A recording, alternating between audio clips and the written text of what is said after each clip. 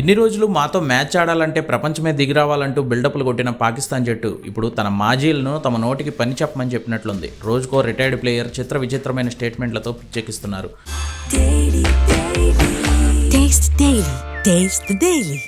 Schedule ప్రకారం ఈ నెల 15న పాకిస్తాన్తో కొలంబోలో భారత్ ఆడాల్సి ఉంది. ఇన్ని రోజులు బాయ్కాట్ చేస్తామని చెప్పిన పాకిస్తాన్ ఐసీసీ ముందు కొన్ని షరతులు పెట్టి వాటిలో సగానికి సగం ఏడ్చి సాధించుకుంది.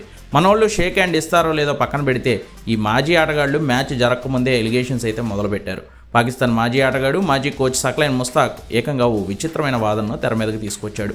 అదేంటంటే కొలంబోలో ఏ పిచ్ మీద ఆడాలో భారత్ డిసైడ్ చేస్తుందని చెప్పాడు ముస్తాక్. ఒకవేళ పాకిస్తాన్తో మ్యాచ్కు ముందే ఇదే పిచ్ అని క్యూరేటర్ చూపించినా కూడా ఇప్పుడున్న టెక్నాలజీని యూజ్ చేసి 2 రోజుల్లో పిచ్ను భారత్కి అనుకూలంగా మార్చేసుకుంటారని, ఆ స్థాయిలో ఐసీసీ అధికారులను, వరల్డ్ కప్ టోర్నీ నిర్వాహకులను కూడా బీసీసీఐ మ్యానిపులేట్ చేయగలదని ముస్తాక్ అడ్డదిడ్డంగా ఏదో మాట్లాడేశాడు.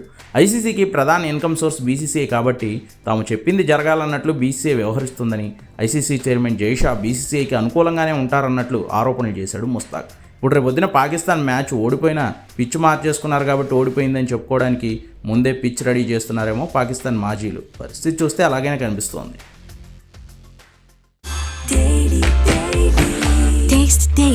Taste the Daily.